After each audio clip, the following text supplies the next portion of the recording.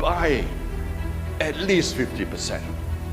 There is no alternative if we wish to be able to seize that prize. But today the Jews rule this world by proxy. They get others to fight and die for them. The WHF platform was brought to this world through industry dialogues. This series of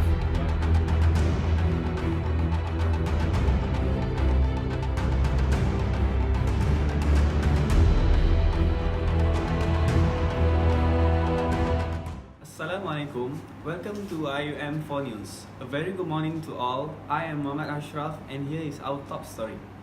In today's news, we will talk thoroughly about Malaysia's capital formation or GDP and the dependency of Malaysia on how FDI affects its future.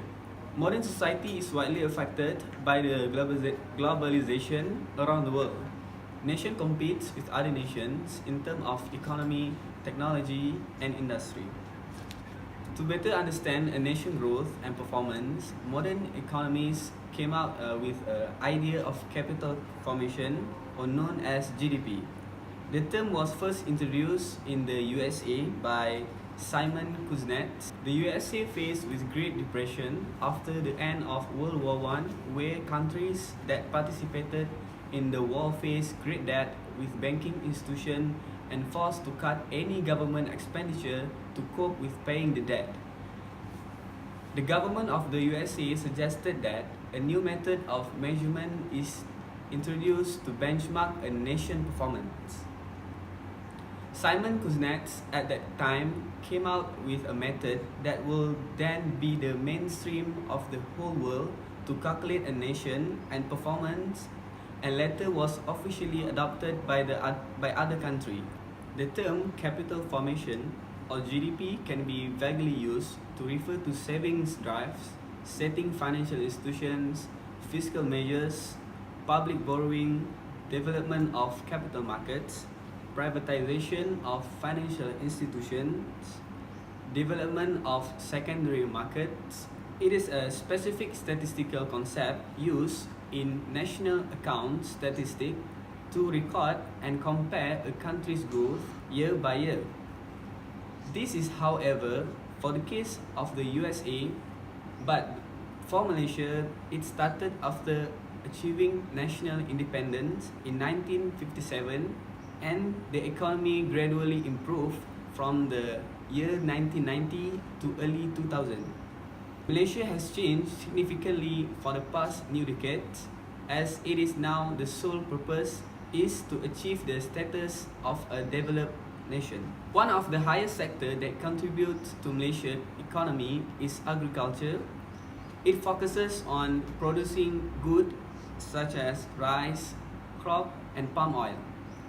Since then, Malaysia has gradually increased in manufacturing sector from wide variety of goods produced like car, electrical appliances, semiconductor, and other types of heavy industry goods.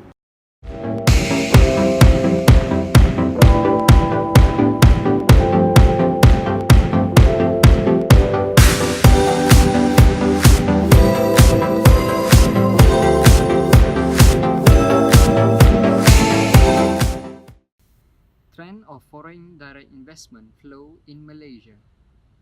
Weak investment inflow poses a risk to growth of the third largest Southeast Asian economy that relies heavily on export of electronic and service sector for more than half of its output. Therefore, policymakers have come up with various incentives in attracting FDI into the country. Foreign direct investment has been seen as key underlying the strong growth performance experienced by the Malaysian economy. Policy reforms include the introduction of the Investment Incentive Act 1968, the establishment of free trade zone in the early 1970s, and the provision of export incentives along the acceleration of open policy in 1980s led to a rise of FDI in the late 1980s. Despite the impact of many externalities such as oil crisis in 1970s to downturn in electronic industry in 1980. To attract a larger inflow of foreign direct investment, the government introduced more liberal incentives, including the Promotion of Investment Act (PIA) 1986, which gives a larger percentage of foreign equity ownership in order to attract foreign direct investment to enhance the economy of Malaysia. This effort resulted in a large inflow of foreign direct investment. After 1987, inflow of foreign direct investment grew at annual average rate of 38.7% between 1986 and 1996. Foreign direct investment stock in Malaysia grew tremendously from 1980s to 1990s despite fluctuation between the years, and the growth of the foreign direct investment has been promising. Unfortunately, in the early 1990s, the rate of foreign direct investment inflow has decreased because of the slowdown investment in Malaysia by two main sources of investors, which is Japan and Taiwan. As of 1996, the foreign direct investment rate has reached its peak when Malaysia successfully accumulated $7.3 billion by the end of 1998. There has been a major reduction in foreign direct investment inflow due to the financial crisis in 1997 that affected many Southeast Asia countries. Unfortunately, by the early 2000s, the inflow of foreign direct investment in Malaysia has been unpredictable and inconsistent, but still managed to generate average inflow of 3 billion per year. Foreign direct investment flows into Malaysia has been rising since 2001, although it has failed to recover to the levels seen before the 1997 Asian financial crisis. In 1990, Malaysia was ranked 4th in the world of foreign direct investment, but was ranked 62 in 2005 and recorded negative inflow of net foreign direct investment in the year 2007. Research shows that two main assumptions of this incentive are that high monetary incentive allows foreign direct investment to be attracted easier, and high inflow of foreign direct investment might lead to higher economic growth.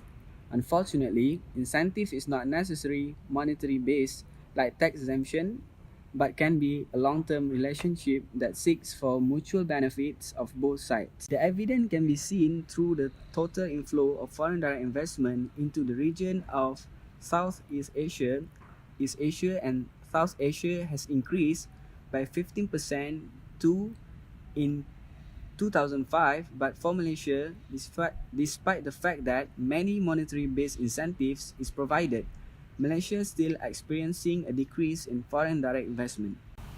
The conclusion can be made here is that Malaysia's reduction in flow of foreign direct investment is mainly because their incentives are becoming less competitive compared to other countries in Asia.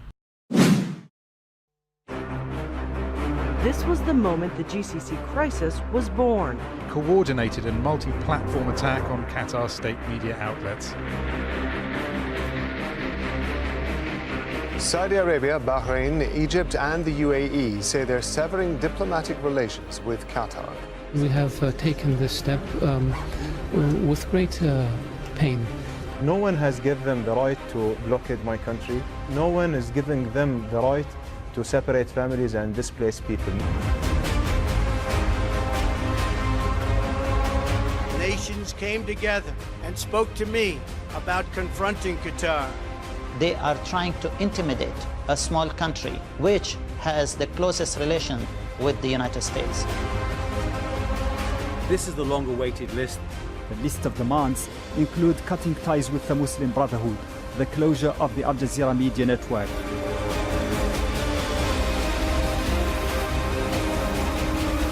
لقد قامت الدول التي فرضت الحصار الجائر على قطر بالتدخل في الشؤون الداخلية للدولة. Our sovereignty is a red line. We don't accept anybody interfering our sovereignty.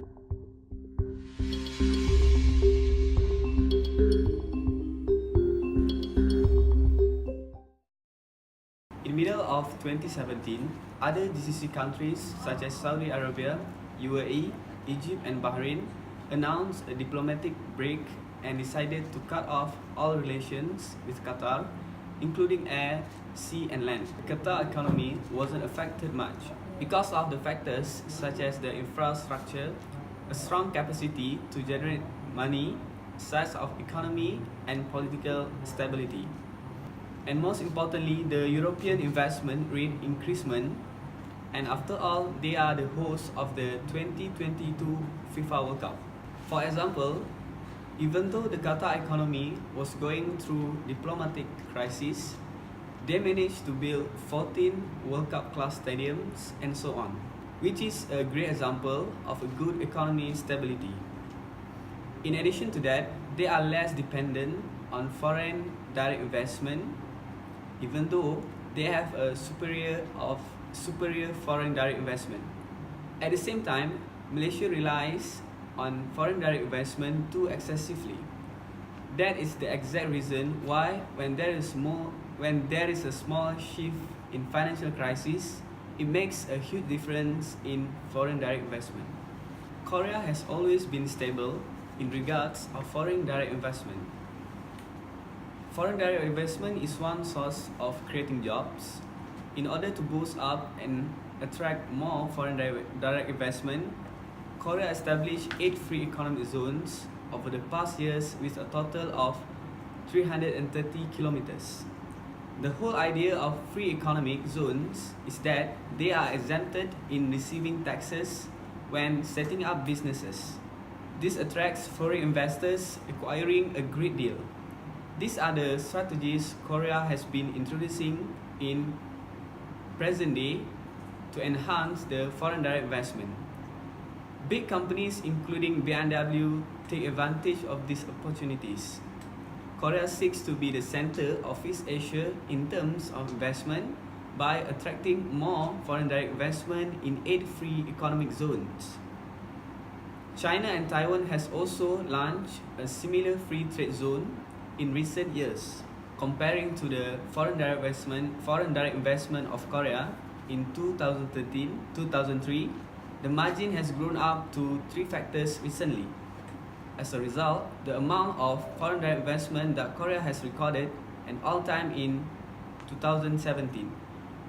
For 3 years running now, it has surpassed the government annual target of 23 billion USD. In the late 1980s, Japan became the biggest source of foreign direct investment in the world. The main beneficiaries of the rapid increase in investment flows were industrial countries, but the developing world also received substantial inflows. In the East Asia, the newly industrial economies of Hong Kong, Republic Korea, Singapore, and Taiwan were, at first, production bases for Japanese manufacturing in 1970s and early 1980s. In the late 1980s, these countries become new, expanding consumer markets, attracting huge Japanese investments in the tertiary sector, while investments in manufacturing shrank rapidly because of rising labor costs. Japanese investors sharply reduced tertiary sector investments, primarily geared to maintaining or expanding markets. With foreign direct investment flows declining further, albeit more slowly, low-wage production countries such as China and Indonesia will attract an increasing share. Investment to expand markets in the industrial countries and the NIEs are likely to decline. But medium-term prospects for Japanese foreign direct investment in developing countries are brighter, as economic recovery and continuing current account surpluses in Japan will lead to a resumption of active foreign investment by Japanese multinational corporations. Singapore's skyline is attractive to the eye and the investor. Foreign investment in property is its highest in nearly a decade. It has risen more than 40% this year to more than $6.3 billion. Commercial property in Singapore is expensive, with some office buildings selling for billions of dollars, and they may limit the potential for this to appreciate over time. But experts say the value of such property won't shrink either, so that a good sign for Singapore. Always half of the foreign direct investment stock in Singapore were in financial and insurance service sector, that is approximately 680 billion.